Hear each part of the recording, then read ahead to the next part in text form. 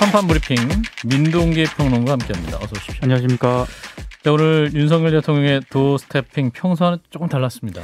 원칙론을 내세우면서 말을 좀 아꼈는데요. 어제 국무회의에서 참모들과 각 부처 장관들에게 직접 소통에 나설 것을 주문을 하지 않았습니까? 예. 소통 방식 다변화에 나선 것으로 보입니다.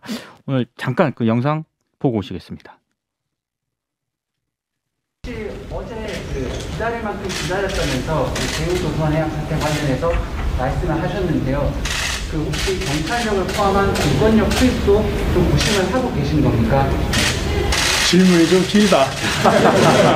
짧게 해주시면 좋겠는데 거기에 대해서는 더 답변 안 할게요. 대통령님, 지금 굉장히 어렵다 보니까 대개에서 이재용 부회장 사면 요청을 하는데 사면 계획 있으신가요? 과거부터 사면 문제에 대해서는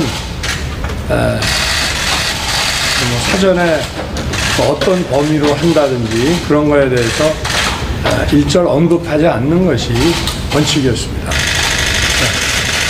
예. 네, 어제 대우조선해양노조 파업에 대해서 윤 대통령은 기다릴 만큼 기다리지 않았느냐 이렇게 발언을 해서 공권력 투입을 시사한 것 아니냐 이렇게 언론들이 해석을 했는데요. 오늘은 더 이상 답변을 하지 않겠다 이렇게 얘기를 했고. 길다. 그렇습니다. 그리고 이재용 삼성전자 부회장 사면 가능성에 대해서는 일절 사전에 언급하지 않는 것이 원칙이다 이렇게 얘기를 했습니다. 그러니까 말수가 줄어들었고 굉장히 좀 원칙론적인 답변을 했기 때문에 메시지 관리에 돌입한 것 아니냐라는 그런 분석이 제기되고 있는데요. 예. 정제되지 않은 대통령의 발언이 좀 파장을 일으키면서 여러 우려의 목소리가 나오다 보니까 대통령보다 참모들과 장관들이 나서서 소통 방식을 추구하는 쪽으로 좀 변화를 주는 게 아니냐 이런 해석들이 나오고 있습니다. 그럼 보면 주요 방송에 이제 장관들이나 수석들이 나오는 장면도 좀 볼 수가 있었는데 이제 이러한 직접적인 메시지 대신에 대통령실에서 적극적인 목소리가 나오고 있습니다. 강승규 시민사회 수석 사적 채용 논란을 반박하고 있죠. 그 강승규 시민사회 수석이요 윤 대통령 취임 이후에 처음으로 라디오에 출연을 했습니다. MBC 라디오에 출연을 해서 경제가 매우 위중한 상황인데 지금 대통령실 채용 제도와 관련해서 사실을 왜곡해서 프레임을 통해 공적 채용을 한 비서진을 사적 채용이라고 비판하는 것은 적절하지 않다 이렇게 얘기를 했고요. 예. 사적 채용이라고 하는 건 능력도 없는 측근이나 지인 등을 대통령실 등 중요한 국가기관에 채용했다는 것인데 대상이 되고 있는 이른바 우모 행정 요원 등은 우리나라 대통령도 그렇고 외국도 그렇고 대통령실 구성 원칙인 엽관지에 의해 캠프 등에 참여했고 능력 등이 인정된 분들을 채용하는 것이다라고 얘기를 했습니다. 예. 그리고 이 우모 씨의 아버지가 권성동 직무대행의 지역구 선관위원이라는 점에서 이해충돌 소지가 있지 않느냐 이런 지적에 대해서는 아버지가 선관위원이었다는 것과 이 우모 행정관이 윤 대통령 선거 캠프에 참여한 것과는 전혀 이해충돌이 없다고 반박을 했습니다. 예. 자, 대통령의 메시지 관리 방식이 약간은 선회한 듯한데 어떻게 평가하시는지 진 작가님부터. 네, 이제 불필요한 언급을 자제하는 것 같아요. 그런데 좀 안정적인 느낌을 주는 게 재밌는 거잖아요. 대답하지 않겠습니다. 이러니까 약간 안정감이 드는 것. 우리 말을 안 해서 안정감이 듭니까? 예. 사실 이 두 가지 언급은 해서는 안 되는 언급이거든요. 잘한 것 같고요. 또 하나 주목해야 될 것은 최근에 이제 경제 문제에 대한 언급이 좀 늘었고요. 예. 좀 바람직한 부분이고 또 하나는 이제 취약계층 보호하겠다 이런 언급들이 좀 늘은 거 그런 것들 그 방향으로 계속 가면 될 것 같습니다. 그리고 스타 장관들 내세워라 이렇게 하는데 그거 옳은 말입니다. 그런데 문제는 뭐냐면은 아니 그 장관들 앉혀놓고 압박 면접을 본대잖아요. 4대 1로 얘기한다면. 근데 그게 반대가 돼야 되거든요. 대통령이 압박 면접을 당해야 됩니다. 예. 왜냐하면 그분들이 전문가들이거든요. 네, 그래서 네. 내가 압박 면접을 통해서 닥달을 한다 이런 느낌보다는 그들로부터 절보를 받아들여서 내가 좀 최종적인 판단을 내린다 이런 쪽으로 가는 게 맞을 것 같습니다. 그리고 또 하나 이제 조회할 것은 뭐냐면 자꾸 장관들 스타 이렇게 얘기를 하는데 그 바탕에는 혹시 내가 지금 지지도가 떨어진 게 혹시 홍보가 잘못돼서 그런 게 아니냐. 나는 잘못된 생각이 깔려 있을까 봐. 홍보의 문제가 아니라 사실 홍보할 게 없었다라는 게 문제거든요. 네. 그 부분을 좀 정확하게 좀 아셨으면 좋겠습니다. 홍보할 게 없었습니까? 네, 별로. 이제 김 소장님은? 전 오늘의 도어 스태핑 아주 안정적이고 좋았다라고 생각합니다. 아마 언론은 심심해 하셨을 거예요. 좀 더 뭐가 좀 나와야 되는데 너무 원칙적인 얘기였던 점이 좀 아쉬웠겠지만 대통령의 발언은 원칙적이어야 하고 어느 순간 어느 자리에서 들어도 항상 같은 이야기를 한다는 점에서 날 것을 너무 대통령한테 찾는 건 좋지 않은 것 같습니다. 그래서 저는 도어 스태핑 지금처럼 진행하시는 게 예, 전 정상이라고 보고요. 예. 조금 심심해도 예, 오래 가야 되니까 5년 동안 하실 거 아닙니까? 예.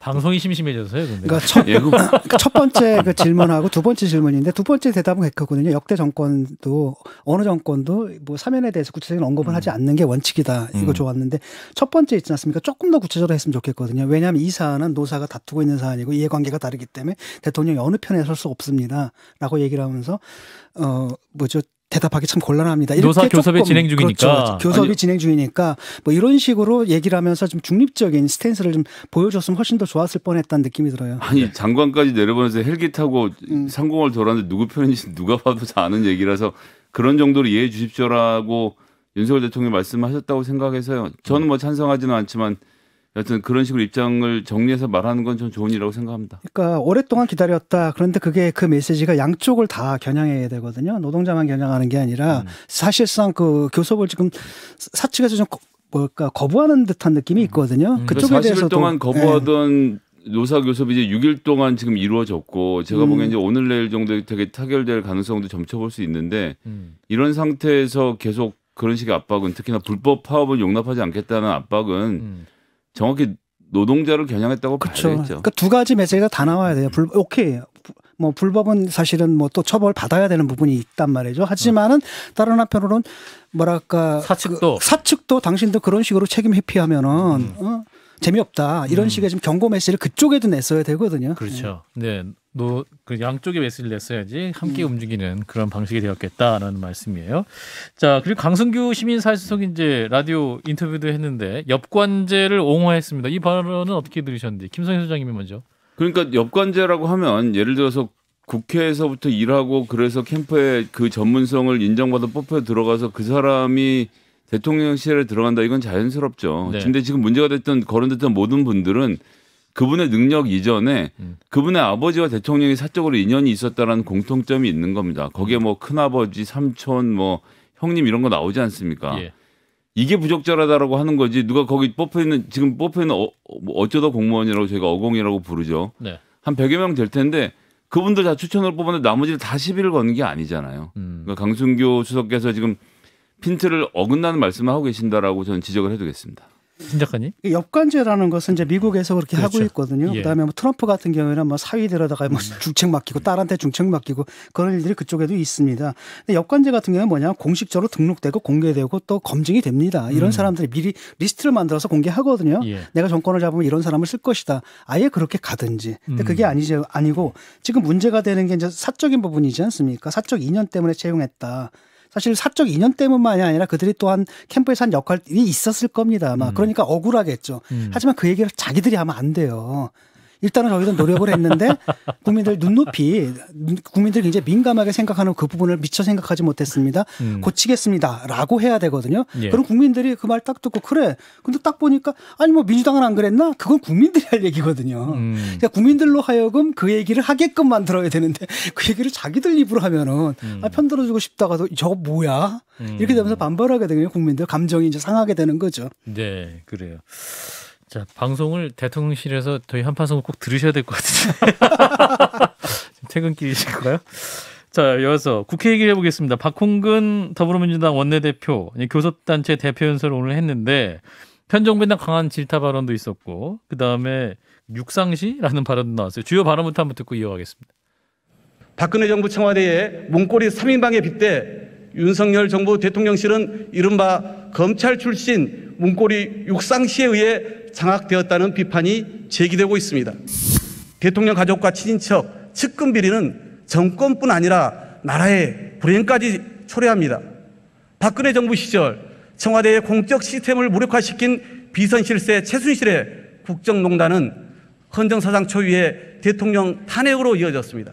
예, 전해 주실까요? 네, 박홍근 더불어민주당 원내대표가 오늘 교섭단체 대표 연설에서 사적 채용, 측근 불공정 인사 등으로 드러나고 있는 대통령 권력의 사유화는 반드시 대가를 치르게 될 것이다 이렇게 얘기를 했고요. 예. 출범 2달 만에 새 정부의 국정 운영 지지율이 정권 말기의 레임덕 수준이다.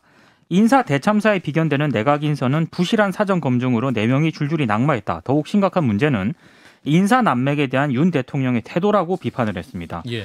그리고 대통령실의 주요 보직이 검찰 측 출신 측근들로 채워지고 있다는 점을 언급을 하면서 박근혜 정부 청와대의 문고리 3인방에 빗대 윤석열 정부 대통령실은 이른바 검찰 출신 문고리 육상시에 의해 장악되고 있다라는 비판이 제기되고 있다라고도 얘기를 했고요. 예. 대통령실의 사적 채용 논란도 강하게 비판을 했습니다. 대통령의 육촌 친척과 40년지기 황모 씨, 우모 씨 아들에 이어서 이번엔 검찰 시절 인연을 맺은 지인의 아들까지 모두가 대통령실에 채용되어 근무 중인 것으로 확인이 됐다. 윤 대통령은 선거 때부터 함께해온 동지라며 아무 문제가 없다는 태도로 일관하고 있다라고 지적을 했습니다. 일단 검찰 출신 문고리 육상시는 근거가 있는 말입니까?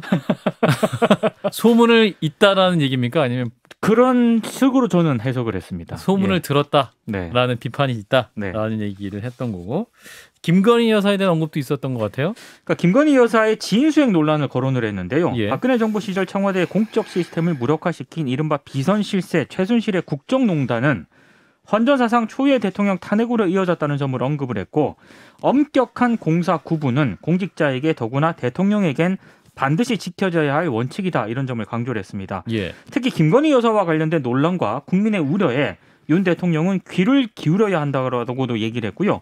조용히 내조만 하겠다던 대통령 부인이 대통령도 얻지 못하는 권력 실세라는 말까지 나와서야겠느냐라고 비판을 했습니다. 그러면서 민주당이 이번 정기국회에서 평등법 등 이른바 다양한 형태의 혐오와 차별을 막기 위한 사회적 공론화에도 본격 나서겠다면서 차별금지법 공론화 방침도 밝혔습니다. 예. 자 일단은 박홍근 원내대표의 교섭단체 대표 연설 어떻게 들으셨는지 진 작가님. 아직 정신 못 차렸어요. 민주당이요? 육상시라는 게 결국 이제 육상시. 십상시 프로그램으로 가져가겠다는 거고 또 다른 한편으로는 지금 탄핵 얘기하지 않습니까? 그렇죠. 이게 탄핵까지 하는 거 최순실 프레임을 짜는데 레이코프라는 사람이 이제 프레임 이론의 전문가지 않습니까? 네. 그걸 그 민주당 사람들이 읽었나 봐요. 근데 굉장히 잘못 이해했거든요. 레이코프는 항상 거기서 뭐라 그랬냐면 정치적으로 올바른 프레임을 짜라. 그래야 이긴다라고 얘기했거든요. 보면은 대부분 다 이런 식의 장난질이거든요. 이거 하다 망하지 않았습니까? 그런데 아직까지도 그것도 원내대표가 국회 연설에서 이런 일 한다는 게 한번 술자리에서 하거나 기자들 만나서 하거나 이렇게 흘러나오는 게 아니라 원내대표 국회에서 이런 식의 프레임을 까는 걸 딱 보고 아 이분들 아직 정신 차리려면 멀었구나라는 생각이 들었습니다. 예. 자, 김성현 소장님은 예, 뭐 일단 그 차별금지법 공론화한 과정에 대해서는 좀 점수를 주고 싶고요. 검찰 출신 문제는 해결을 좀 윤석열 정부도 나서서 해야 될 것 같아요. 지금 뭐 총무비서관 이야기 나오다가 이제 그것을 넘어서서 검찰청에서 수사관 2명을 파견받아서 총무비서관 밑에서 이제 소위 말하는 돈 관리, 특활비 관리를 했다는 건데 예. 아 이게 이분들 전문가 맞는지 모르겠거든요. 이렇게까지 특히 인사 돈 문제와 관련돼서는 검찰 수사관이나 검사에게만 맡기겠다는 대통령의 태도 이런 것들이 국민들로부터 의심을 불러일으키고 있는 점은 좀 해명을 하고 지나가시면 좋겠습니다. 예. 그래도 이제 문고리 육상시라든지 탄핵 이야기가 이게 정권 초기인데 이게 벌써부터 나오는 것은 좀 뭐랄까요? 우리 정치가 좀 너무 불행하지 않나라는 생각이 드는데. 이게 언어의 인플레이션이거든요. 예. 그러면 안 믿어요 이제 그 예. 말을. 그러니까 어때 옳은 거 그런 거 그때 정확한 판단들을 내려줘야지 그 발언에 신뢰가 생기는 건데 처음부터 이렇게 딱 나가게 되면 정말 저 사람들이 잘못을 해도 그 공격을 하면서 국민들이 안 믿어주거든요. 또 저러는구나. 지금 헌법상을 위반해서 탄핵을 당하는 상황은 아니지 않습니까? 예. 불필요한 언급이죠. 예. 자, 아무튼 민주당 박홍근 원내대표의 오늘 교섭단체 연설을 짚어봤고요. 자, 이어서 권성동 국민의힘 당대표 직무대행 최근 이제 그 채용 관련 설화에 대해서 사과를 했어요. 이렇게 얘기를 페이스북에 썼는데요. 페이스북에. 예, 최근 대통령실 채용과 관련한 자신의 발언에 대해 송구하다. 특히 청년 여러분께 상처를 주었다면 사과드린다라고 썼습니다. 예. 소위 사적 채용 논란에 대해 국민께 제대로 설명드리는 것이 우선이었음에도 자신의 표현으로 논란이 커진 것은 전적으로 자신의 불찰이다. 초심으로 경청하겠다. 설명이 부족했던 부분은 끊임없이 말씀드리겠다. 앞으로 국민의 우려가 없도록 노력을 하겠다. 이렇게 썼습니다. 예. 다 아시는 것처럼 권성동 권한대행 같은 경우에는 자신의 지역구인 강원 강릉시 선관위원의 아들을 대통령실 구급 행정요원 채용을 청탁한 사실이 알려졌고 그래서 사적 채용 논란에 휩싸였고요. 예. 이 논란이 제기된 뒤에도 뭐 높은 자리도 아니고 행정요원 9급이었다. 뭐 9급 행정요원은 최저임금보다 조금 더 한 10만 원 더 임금을 받는데 내가 미안하더라. 이런 발언 등을 해서 논란을 더 키웠습니다. 예. 이제 문제가 없다는 입장에서 선회한 배경은 뭡니까? 저희 한판 승부에서 비판한 내용을 들으신 건가요? 여론이 좀 안 좋았다. 뭐 이런 부분일까요? 좀 여러 이유가 있는 것 같습니다. 그러니까 이번 사안이 일단 자신을 향한 이해충돌 문제로까지 번지는 데다가 예. 장제원 의원 등이 또 강력히 반발을 하지 않았습니까? 예. 그런 요인도 있었던 것 같고 특히 윤석열 정부의 어떤 실망으로까지 이어지는 점, 특히 윤 대통령과 국민의힘에 대한 지지율 하락세에 영향을 줄 수 있다 이런 우려도 작용한 것으로 보이고요. 예.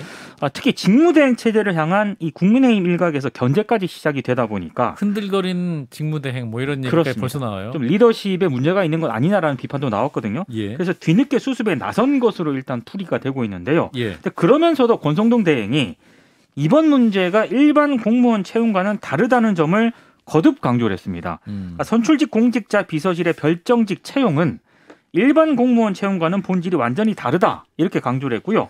이들은 선출된 공직자와 함께 운명을 같이 하고 임기가 보장되지 않는다.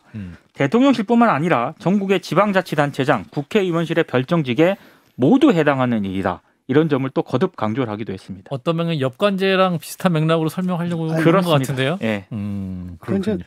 그것만 맞는 얘기인데 항상 화자의 문제거든요. 화자. 이런 얘기는 제가 해야 돼요. 자기들이 하면 안 돼요. 자기들이 해야 할 건 뭐냐 무조건 잘못했습니다거든요. 잘못했습니다. 그러면 이제 그걸 듣고 그다음에 하지만 라고 하면서 사실은 이게 일반 시험 봐서 나오는 공무원하고 성격이 좀 다른 문제입니다. 밖에 사람들이 그걸 해명하게 만들어줘야 되는데 꼭 자신들이 해명하게 되는데 예. 이게 문제는 뭐냐면 이거거든요. 이 본인이 사실 그 강원랜드 그거랑 이제 걸려 있지 않습니까? 그렇기 예. 때문에 그걸 적절하지가 않거든요. 대중들은 당장 그걸 떠올립니다. 그래서 노래가 나오잖아요. 공무원 시험 합격은 권성동, 예. 강원랜드 합격도 권성동 이렇게 된단 말이에요. 근데 다 열심히 많이 들으셨나 봐요, 우리 진작에. 네. 퇴근하시고 주로 유튜브 검색. 그다음에 이제 또 하나 뭐냐면 그래가지고 지금 서경석 씨가 위기에 처한 거예요. 지금 이분이 어쩌란 말이에요. 지금. 방금 모델 교체될 위험이 도사리고 있군요.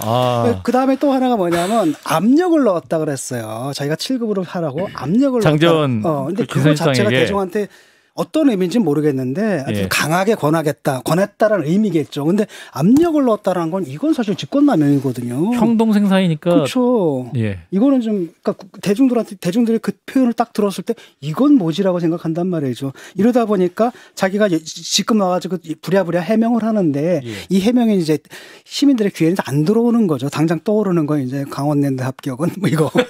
그다음에 압력을 넣어 이것만 남는 거죠. 그러니까 치명적인데요. 자기가 이제 핀치에 몰리니까 할 수 없이 이제 사과하고 나온 거죠. 자 김성현 소장님은 이게 일반 국회의원실 별정직하고 대통령실 별정직이 어떻게 같습니까? 예.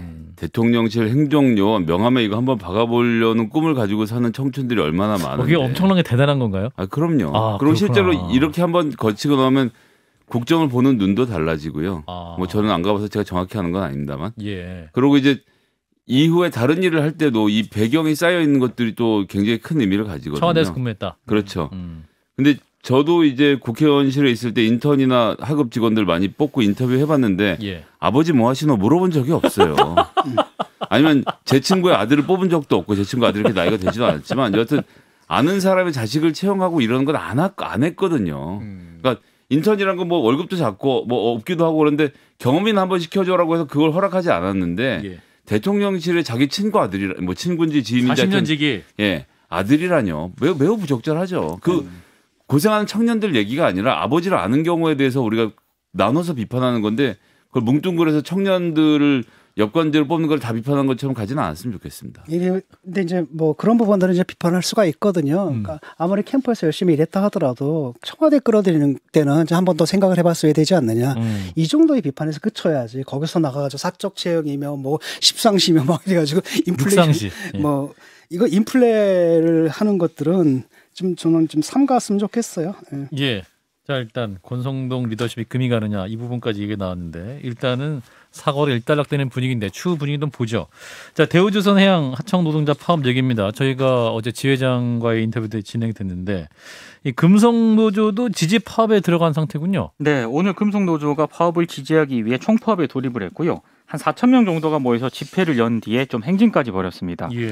그리고 금속노조 거제 통영 고성 조선하청지회는 임금 30% 인상을 요구를 하면서 지금 오늘로 49일째 파업을 이어오고 있습니다. 협상이 지난 15일부터 진행이 돼서 일부 좀 진전이 있는 것으로 지금 보도는 되고 있습니다. 노사가 원래 임금 30% 인상을 놓고 의견을 좁히지 못하다가요. 사측이 4.5% 인상 그리고 노조 쪽에서 5% 인상 쪽으로 인상폭을 좁혔거든요. 다만 노조가 내년 1월 1일부터 임금 10% 인상을 요구를 해서 이제 이걸 두고 조율 중이고 아하. 이 외에도 노조 전임자 지정과 같은 노조 활동 인정을 두고도 지금 노사 간 이견이 있는 것으로 지금 보도가 되고 있는데 예. 이건 좀 오늘까지 상황을 좀 봐야 될 것 같습니다. 근데 원청 노조 소속 노동자와 협력업체 대표도 오늘 금속노조 집회와 맞불 집회를 좀 벌였거든요. 아하. 약 3,000명 정도가 모여서 하청노조의 파업 중단을 촉구를 했습니다. 그리고 오늘 오전에는 대우조선해양의 사무직 직원이 하청노조가 점거한 선박 옆에 올라가서 또 농성을 시작을 하기도 했고요. 그리고 이정식 고용노동부 장관이 오늘 또다시 농성 현장인 경남 거제로 향했습니다. 원래 한 6시 30분쯤에 거제에 도착할 것이다라는 그런 보도가 있었는데 네. 아마 지금쯤 도착을 했을 가능성이 좀 있는 것 같습니다. 왜 다시 거제로 내려갔냐면 어제 방문할 당시에는 상당히 좀 협상 진전을 좀 기대를 했었는데 예. 이게 큰 진전이 없다는 판단이 작용했기 때문으로 일단 해석이 되고 있습니다. 그렇군요. 아까 진 작가님 말씀하신 대로 법과 원칙도 적용 중요하게 얘기를 하고 사측도 협상에 진지하게 임해야 된다. 요 멘트만 있으면 그렇죠. 굉장히 좀 협상이 시간을 벌 수 있을 것 같은데. 자, 민변과 시민단체도 기자간담회를 가졌네요. 7개 노동법률가 단체가 오늘 민주노총 회의실에서 기자간담회를 열었는데요. 이들은 대우조선해양이 하청노조의 단체 교섭 요구를 완전히 무시하고 부당노동 행위를 저지르고 있음에도 정부와 여당이 이걸 제지하지 않거나 합당한 조치를 취하지 않는다라고 지적을 했고요. 특히 하청노조의 불가피하고 절실한 투쟁의 일부 불법성만 부각을 하면서 강경 대응만을 외치고 있는데 이건 사태 해결을 도외시하고 대우조선해양의 불법을 방치한 채 하청 노동자들의 정당한 요구를 짓밟는 것이라고 비판을 했습니다. 예. 자, 금속노조의 동반 파업으로까지 지금 연쇄적으로 일어나는 것 같은데 진 작가님부터. 예, 그 노동자의 연대 투쟁입니다. 노동자들은 단결을 해야 되거든요. 예. 사용자는 언제든지 노동자 해고하거나 그다음에 그 배후에는 뭐 경찰도 있고 그다음에 법원도 판결이 결코 노동자들한테 유리하게 내려지지 않거든요. 믿을 건 자기들 힘밖에 없기 때문에 예. 노동자들이 연대한 건 참 좋았고요. 예. 이번 사태에서 정말 가슴 아픈 거는 뭐냐면 노노 갈등으로 가는 거. 어떤 노동자들은 동료 노동자들의 파업을 지원하는 게 아니라 오히려 그걸 뭐랄까 반대하는 그런 행동을 하는 걸 보면서 굉장히 가슴이 아팠고요. 예. 이런 겁니다. 이게 계속 시끄럽잖아요. 자꾸 이걸 갖다 불법성, 과격성만 부각시키는데 문제는 뭐냐면 이루지 않으면은 사회적으로 목소리가 들리질 않아요. 이게 늘 현장에 있는 건데 그중에 이렇게 해야지 결국 우리한테 들어오는 거거든요. 그러니까 전장현 파업이랑 전장현의 시위랑 비슷한 겁니다. 그들이 그렇게 시끄럽게 시위를 했기 때문에 지하철에 엘리베이터가 생긴 거고 그렇지 않습니까? 저상버스가 생긴 거고 이런 거란 말이죠. 근데 다른 한편으로는 지금 거기 보면 굉장히 위험한 상황이거든요. 예. 또 용산 사태가 또 날 수도 있습니다. 공권력을 갖다 또 무리하게 지난번처럼 투입을 했다가는. 네. 근데 지금 10몇 년이 지났잖아요. 그런데 왜 거기는 하나도 변함이 없는가. 우리 사회가 지금 짚어봐야 될 건 이겁니다. 언론에서 짚어봐야 될 것은 그렇게 세월이 지나고 그런 불행을 겪었는데도 왜 그런 우리의 커뮤니케이션 방식, 사회적 소통 방식에는 변함이 없고 이것은 무엇 때문인가. 이걸 찾아서 보도를 하는 게 언론의 임무지 막 감정 자극하거나 이래서는 안 됩니다. 예, 갈등 해결 리더십이 필요한 이런 상황인데 김 소장님은? 대우조선해양이 무슨 회사입니까? 이게 무슨 민간업체인 것처럼 생각들 많이 하실 수 있는데 산업은행이 대주주로 있는 사실상 공기업 같은 성격이에요. 사실 원청이 정부일 수도 있는 예, 거죠. 그러니까 산업은행이 쥐고 있으니까 산업은행이 모든 숙제를 다 검사해서 진행하는데 노사 갈등 풀려면 산업은행이 지시하면 되는 뭐 지시로 해결할 문제는 아니지만 어쨌건 전향적인 자세로 논의할 수 있었는데 여태까지 안 했던 문제가 있는 것이고요. 예. 오늘 뭐 민변 등도 지적했지만 원청이 전 사업에 참 들여다보고 있으면 이거는 죄송합니다. 죄송합니다. 다 들여다보고 있으면 이거는 지금 실질적으로 원청이 이 교섭에 참여해야 되는 일도 좀 있고요. 그래서 교섭에 참여해서 봐야 되는데 지금 중요한 것은 민주노총 이 금속 노조의 이 대우조선 지회가 내일 탈퇴 총회를 계획하고 있거든요. 예.